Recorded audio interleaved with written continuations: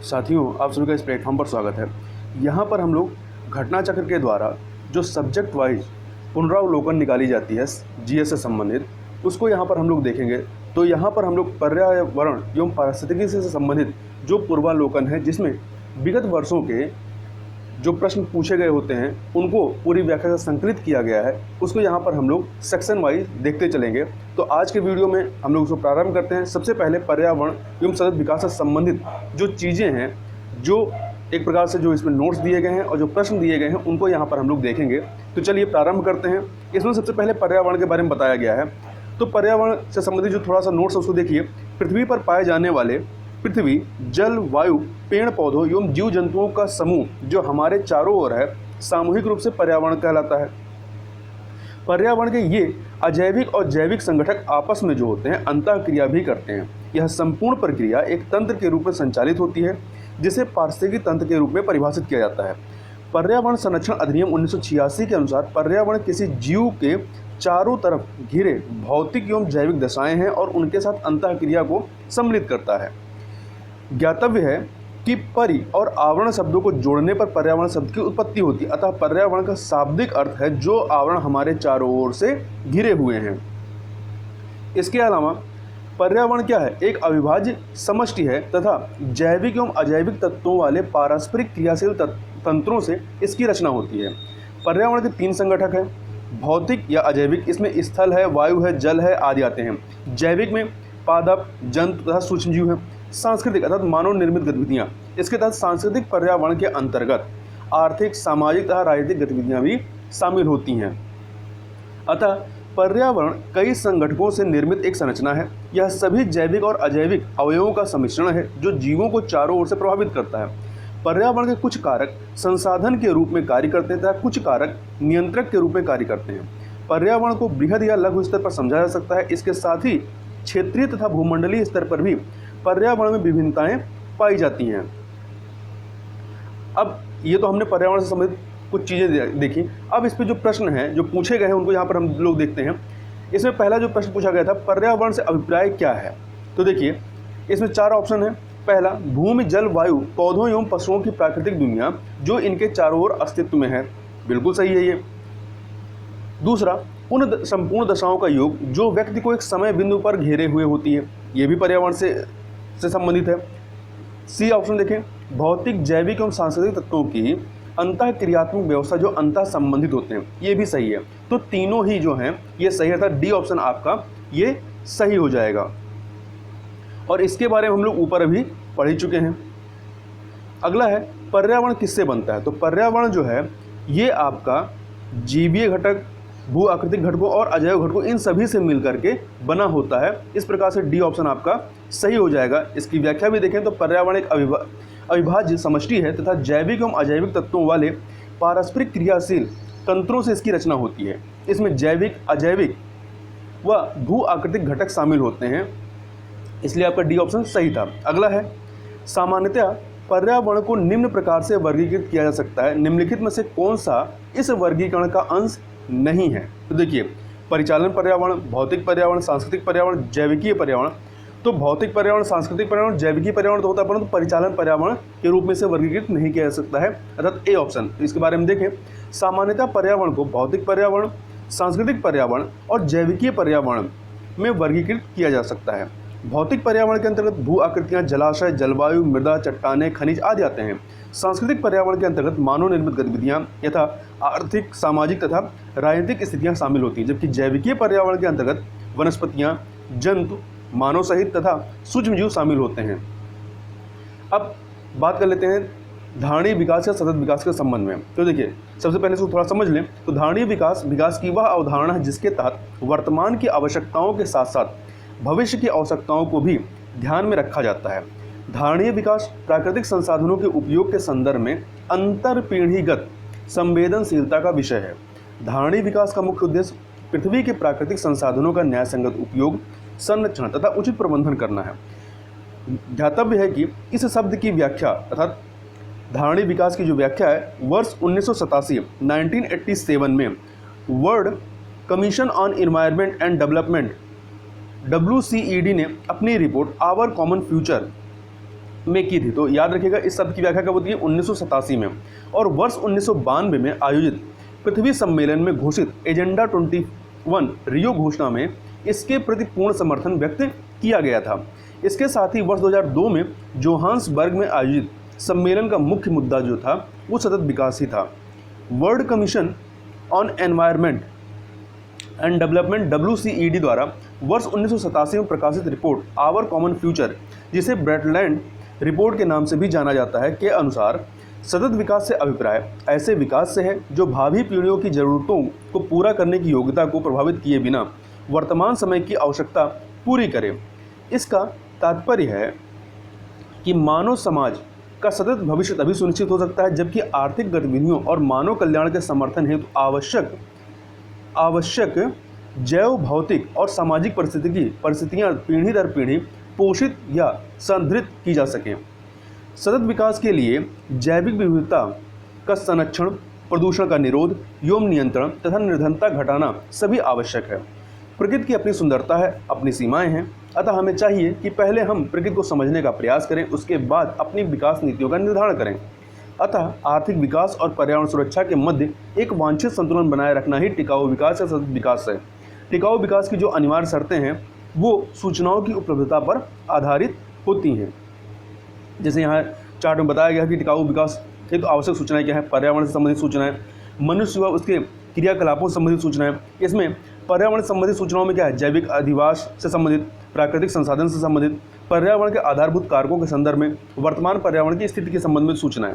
और मनुष्य व उसके क्रियाकलापों से संबंधित सूचनाओं में देखें तो जनसंख्या वृद्धि दर, जनसंख्या का आकार, विभिन्न संसाधन व खाद्य उपलब्धता, गैर अनिवार्य संरचनात्मक सुविधाएं, औसत जीवन स्तर तथा प्रति व्यक्ति आय, तकनीकी स्तर। उल्लेखनीय है कि ये सूचनाएं सुदूर संवेदन तकनीक, सांख्यिकी विधि तथा भौगोलिक सूचना तंत्र व पर्यावरण सूचना तंत्र इत्यादि तरीकों से प्राप्त की जा सकती हैं। इन प्राप्त सूचनाओं के आधार पर अनुकूलतम स्तर का निर्धारण किया जाता है और फिर विकास की योजनाओं की रूपरेखा तैयार की जाती है। अब प्रश्न को देखें जो पूछे गए हैं, इसमें पहला है नीचे दो कथन दिए गए हैं जिनमें से एक को कथन तथा दूसरे को कारण कहा गया है। कथन है सतत विकास मानव समाज के कल्याण हेतु महत्वपूर्ण है, बिल्कुल है। कारण सतत विकास से अभिप्राय ऐसे विकास से है जो भावी पीढ़ियों की जरूरतें पूरी करने की योग्यता को प्रभावित किए बिना वर्तमान समय की आवश्यकता को पूरी करें। तो दोनों ही सही हैं और क्या है, व्याख्या भी कर रही है। तो आपका ऑप्शन ए जो है वो सही हो जाएगा। यहाँ पर फिर से हम लोग स्पष्टीकरण देख लेते हैं। World commission on environment and development WCED द्वारा वर्ष 1987 में प्रकाशित रिपोर्ट आवर कॉमन फ्यूचर, जिसे ब्रेटलैंड रिपोर्ट के नाम से भी जाना जाता है, के अनुसार सतत विकास से अभिप्राय ऐसे विकास से है जो भावी पीढ़ियों की जरूरतें पूरी करने की योग्यता को प्रभावित किए बिना वर्तमान समय की आवश्यकता पूरी करे। इसका तात्पर्य है कि मानव समाज का सतत भविष्य तभी सुनिश्चित हो सकता है जबकि आर्थिक गतिविधियों और मानव कल्याण के समर्थन हेतु आवश्यक जैव भौतिक और सामाजिक पारिस्थितिकी परिस्थितियाँ पीढ़ी दर पीढ़ी पोषित या संदृढ़ की जा सकें। इस प्रकार से जो प्रश्न दिया गया था इसका कथन एवं कारण दोनों सही है तथा कारण कथन की सही व्याख्या कर रहा है। अगला प्रश्न है निम्नलिखित घटनाओं को कालानुक्रमिक क्रम में व्यवस्थित कीजिए तथा नीचे दिए गए कूट से सही उत्तर चुनिए। देखिए, रियो पृथ्वी शिखर सम्मेलन, ब्रेटलैंड आयोग रिपोर्ट का प्रकाशन, तो मॉन्ट्रियल प्रोटोकॉल का प्रवर्तन, the limit to growth report का प्रकाशन, इनको हमें क्रम से सजाना है। तो इसमें सबसे पहले the limit to growth report का प्रकाशन होगा 1972 में। फिर आपका ब्रेटलैंड आयोग रिपोर्ट का प्रकाशन होगा 1987 में। फिर आपका मॉन्ट्रियल प्रोटोकॉल आता है, नहीं फिर तीसरे पे मॉन्ट्रियल प्रोटोकॉल आता है, ये 1987 का है। ब्रेटलैंड आयोग रिपोर्ट का प्रकाशन भी 87 में ही है, परंतु ये अप्रैल 1987 में है, जबकि मॉन्ट्रियल प्रोटोकॉल का प्रवर्तन जो होता है आपका वो 1987 में होता है। और रियो ओलंपिक का जो शिखर सम्मेलन दूसरे नंबर पर जो आ रहा है 1992 में। तो आपका यहाँ पे 4, 2, 3, 1 अर्थात बी ऑप्शन आपका यहाँ पे सही है। आगे देखते हैं, वर्ष 1987 में संयुक्त राष्ट्र में पर्यावरण से संबंधित एक प्रतिवेदन की प्रस्तुति के उपरांत धारणीय विकास सस्टेनेबल डेवलपमेंट पर चर्चा आरंभ हुई। वह प्रतिवेदन क्या था? तो वह जो प्रतिवेदन था वो क्या था? Our common future. B option आपका सही है। देखिए, ब्रेटलैंड रिपोर्ट जिसे आवर कॉमन फ्यूचर के नाम से भी जानते हैं, वो ECD world commission on environment and development द्वारा वर्ष 1987 में जारी की गई थी। इस रिपोर्ट में सतत विकास की संकल्पना का प्रतिपादन किया गया था। आगे चलते हैं, आगे हम लोग बात कर लेते हैं अगले प्रश्न की। धारणीय विकास किसके उपयोग के संदर्भ में अंतर पीढ़ीगत संवेदनशीलता का विषय है? तो प्राकृतिक संसाधन के। धारणीय विकास की वह अवधारणा है जिसके तहत वर्तमान की आवश्यकताओं के साथ साथ भविष्य की आवश्यकताओं का भी ध्यान में रखा जाता है। धारणीय विकास जो है प्राकृतिक संसाधनों के उपयोग के संदर्भ में अंतर पीढ़ीगत संवेदनशीलता का विषय है। धारणीय विकास का मुख्य उद्देश्य पृथ्वी के प्राकृतिक संसाधनों का न्याय संगत उपयोग, संरक्षण तथा उचित प्रबंधन करना है। सतत विकास के लिए क्या आवश्यक है? तो इसके लिए जैविक विविधता का संरक्षण, प्रदूषण का निरोध एवं नियंत्रण, निर्धनता को घटाना, ये सभी के सभी आवश्यक था। डी ऑप्शन आपका सही हो जाएगा। सतत विकास के लिए जैविक विविधता का संरक्षण, प्रदूषण का निरोध एवं नियंत्रण तथा निर्धनता घटाना सभी आवश्यक हैं। आतार्किक विकास और पर्यावरण सुरक्षा के मध्य एक वांछित संतुलन बनाए रखना ही टिकाऊ विकास या सतत विकास है। वर्तमान राजनीतिक परिदृश्य में यह एक भूमंडलीय दृष्टिकोण बन चुका है। टिकाऊ विकास की जो अनिवार्य शर्तें हैं वो सूचनाओं की उपलब्धता पर आधारित होती हैं। अब अगला जो है ये है आपका प्रकृति में कार्बन चक्र व जल चक्र के बारे में। तो पहले इसके बारे में थोड़ा समझ लें। पर्यावरण विभिन्न अजैविक एवं जैविक घटकों से मिलकर बना है। ये घटक आपस में अंतःक्रिया करते हैं। सामान्यतः यह अंतःक्रिया एक चक्रीय स्वरूप में होती है, अर्थात तत्वों का चक्रण एक रूप से दूसरे रूप में होता है। यह चक्रण प्रकृति में कार्बन चक्र, जल चक्र इत्यादि के रूप में दिखाई देता है। पृथ्वी के कार्बन चक्र में कार्बनिक पदार्थों के अपघटन से, जीवधारियों द्वारा श्वसन प्रक्रिया से, ज्वालामुखी प्रक्रियाओं से, जीवाश्म ईंधनों के दहन इत्यादि से कार्बन डाइऑक्साइड जो है वो पहुंचती है। स्वपोषित पौधे कार्बन संश्लेषण की क्रिया द्वारा कार्बोहाइड्रेट्स के निर्माण में वायुमंडलीय कार्बन डाइऑक्साइड ग्रहण करते हैं। कार्बन चक्र वायुमंडल में कार्बन तत्व का संतुलन जो है वो बनाए रखता है। इसके अलावा ध्यातव्य है कि कार्बन पृथ्वी पर बहुत सारी अवस्थाओं में पाया जाता है। यह अपने मूल रूप में ग्रेफाइट एवं हीरा में पाया जाता है। यौगिक के रूप में यह वायुमंडल में कार्बन डाइऑक्साइड के रूप में, कार्बोनेट और हाइड्रोजन कार्बोनेट के रूप में भी पाया जाता है। विभिन्न प्रकार के खनिजों में भी कार्बन पाया जाता है। जल की तरह कार्बन का भी विभिन्न भौतिक एवं जैविक क्रियाओं के द्वारा पुनर्चक्रण होता रहता है। वहीं दूसरी ओर जल चक्र में सौर विकिरण की सबसे महत्वपूर्ण भूमिका है। सौर विकिरण जल चक्र को चालित करता है और जल का वाष्पीकरण करता है। वायुमंडल में नमी वर्षा की मात्रा का निर्धारण करती है। वायुमंडल में नमी जो है वो वर्षा की मात्रा का निर्धारण करती है। सभी प्रकार की वर्षा की मात्रा यथा बूंदाबांदी, वर्षा, बर्फबारी इत्यादि वायुमंडल में नमी की मात्रा में बढ़ोतरी से बढ़ जाती है। सौर विकिरण द्वारा बर्फ का जल में द्रवीकरण होता है। जल चक्र हाइड्रोस्फीयर में जल की विभिन्न गतिविधियों को दर्शाता है। प्रकृति में जल चक्र को निम्न प्रकार से प्रकाशित किया जाता है। ये यहाँ पे फिगर बनाया गया है जिसमें दिखाया गया है। आगे इसमें देखें, जल चक्र पौधों की वृद्धि में सहायक होता है। पौधे भूमि में प्रतिरोपित किए जाते हैं तथा भूमि में उपस्थित अनेक उनके मूल रोमों द्वारा वे जल का अवशोषण करते हैं। सामान्यतः पौधों के अधिकांश मूल रोम प्रतिरोपण के कारण नष्ट हो जाते हैं, इसलिए कई प्रतिरोपित पौधों में वृद्धि नहीं होती। ध्यातव्य है कि मूल रोम मृदा में उपस्थित मृदा विलयन सॉइल सॉल्यूशन के संपर्क में रहते हैं। इन मूल रोमों के द्वारा ही पौधे भूमि से जल का अवशोषण करते हैं। मूल रोम की कोशाभित्ति मुख्यतः सेलुलोज से बनी होती है। इसके साथ इनमें कुछ पैक्टिन भी पाया जाता है। पैक्टिन के कारण ही मूल रोम मृदा से चिपके रहते हैं। मूल रोमों की कोशिका भित्ति पारिगम्य कला प्रिमेबल मेम्ब्रेन की तरह कार्य करते हैं। यहाँ पे इसको दर्शाया गया है। इसके अलावा एक कारण यह भी है कि खेतों में उर्वरकों फर्टिलाइजर्स का प्रयोग करने पर यदि शीघ्र ही अधिक जल से खेतों की सिंचाई नहीं होती है तो मृदा विलयन की सांद्रता अधिक हो जाती है। इससे जड़ के मूल रोमों द्वारा जल अवशोषण कठिन हो जाता है। इससे पौधे मुरझा जाते हैं। उल्लेखनीय है कि जल अवशोषण प्राप्त भूमि जल मृदा के तापमान, मृदा विलयन की सांद्रता व मृदा की वायु जैसे कारकों पर निर्भर करता है। इस प्रकार जलमंडल में स्थित जल चक्र द्वारा पर्यावरण में अपनी भूमिका विभिन्न प्रकार से निभाता रहता है। जल चक्र के साथ साथ वायुमंडल में होने वाली गतिविधियां भी पर्यावरण में महत्वपूर्ण भूमिका निभाती हैं। अब इससे संबंधित जो प्रश्न पूछे गए हैं उनको यहाँ पर हम लोग देखें तो निम्नलिखित पर विचार कीजिए। प्रकाश संश्लेषण, श्वसन, जैव पदार्थों का अपक्षय, ज्वालामुखी क्रियाएं, उपयुक्त में से कौन सी क्रियाएं पृथ्वी के कार्बन चक्र में कार्बन डाइऑक्साइड जोड़ती हैं? तो इसमें से प्रकाश संश्लेषण में क्या होता है? प्रकाश संश्लेषण में जो पौधे होते हैं कार्बन डाइऑक्साइड लेते हैं, निकालते नहीं हैं, तो इसको आप छोड़ दीजिए। श्वसन, जैविक पदार्थों का अपक्षय, ज्वालामुखी क्रियाएं, ये सभी इसमें जो है कार्बन चक्र में कार्बन डाइऑक्साइड को जोड़ती हैं। तो ऐसा सी ऑप्शन 2, 3, 4 ये सही हो जाएगा। तो पृथ्वी के कार्बन चक्र में कार्बनिक पदार्थों का अपघटन, जीवधारियों द्वारा श्वसन प्रक्रिया से, ज्वालामुखी प्रक्रियाओं से, जीवाश्म ईंधनों के दहन इत्यादि से कार्बन डाइऑक्साइड पहुंचती है। स्वपोषित पौधे प्रकाश संश्लेषण की क्रिया द्वारा कार्बोहाइड्रेट्स के निर्माण में वायुमंडलीय कार्बन डाइऑक्साइड ग्रहण करते हैं, न कि विमोचित करते अथवा जोड़ते हैं। अगला प्रश्न है, अधोलिखित में से कौन सा पृथ्वी के कार्बन चक्र में कार्बन डाइऑक्साइड की मात्रा को नहीं बढ़ाता? तो प्रकाश संश्लेषण जो है ये इसमें कार्बन डाइऑक्साइड की मात्रा को नहीं बढ़ाता है। सौर विकिरण की सबसे महत्वपूर्ण भूमिका क्या है? तो सौर विकिरण की सबसे महत्वपूर्ण भूमिका है जल चक्र में। जल चक्र में सौर विकिरण की सबसे महत्वपूर्ण भूमिका है। सौर विकिरण जल चक्र को चालित करता है और जल का वाष्पीकरण करता है। सौर विकिरण द्वारा बर्फ का जल में द्रवीकरण होता है। जल चक्र हाइड्रोस्फीयर में जल की विभिन्न गतिविधियों को दर्शाता है। वर्षा की मात्रा निर्भर करती है किस पे? वायुमंडल में नमी पर।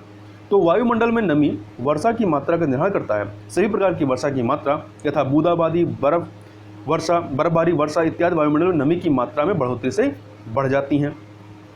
अगला है, कई प्रतिरोपित पौधे इसलिए नहीं बढ़ते हैं क्योंकि प्रतिरोपण के दौरान अधिकांश मूल रोम क्या हो जाते हैं? नष्ट हो जाते हैं। आगे चलते हैं, इसका व्याख्या देख लेते हैं पहले। तो पौधों के अधिकांश मूल रोम प्रतिरोपण के कारण नष्ट हो जाते हैं, इसलिए कई प्रतिरोपित पौधों में वृद्धि नहीं होती है। खेतों में उर्वरकों का प्रयोग करने पर यदि शीघ्र ही अधिक जल से खेतों की सिंचाई नहीं होती है तो मृदा विलयन की सांद्रता अधिक हो जाती है। इससे जड़ के मूल रोमों द्वारा जल अवशोषण कठिन हो जाता है, इससे पौधे मुरझा जाते हैं। अब वायुमंडल के बारे में बात कर लें तो रासायनिक संगठन के आधार पर पदार्थ को तत्व, यौगिक और मिश्रण के रूप में वर्गीकृत किया जा सकता है। तत्व पदार्थ का साधारणतम रूप होता है जिससे रासायनिक या भौतिक विधियों द्वारा आगे उपविभाजित नहीं किया जा सकता है।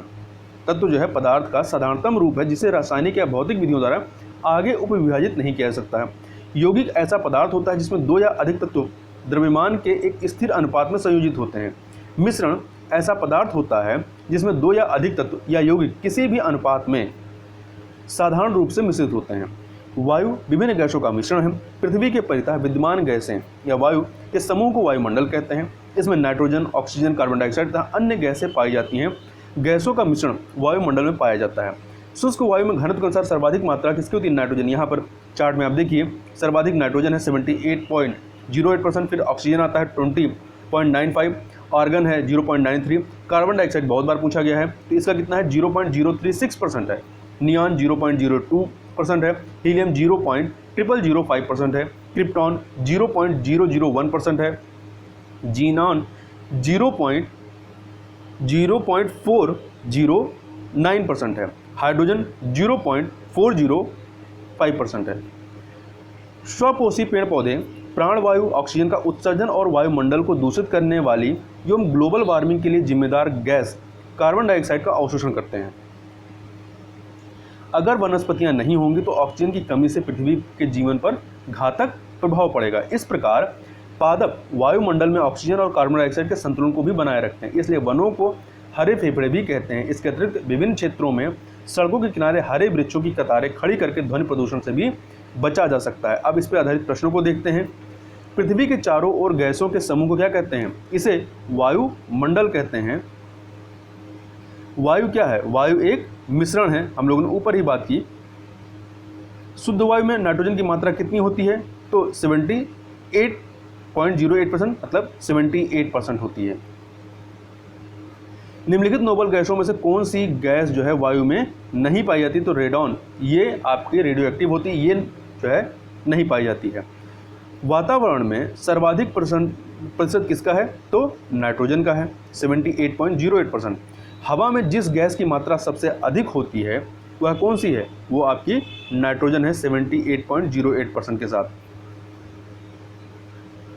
इसके बाद अगला प्रश्न है जो एक सेकेंड, यदि पृथ्वी पर पाई जाने वाली वनस्पतियां, पेड़ पौधे समाप्त हो जाएं तो किस गैस की कमी होगी?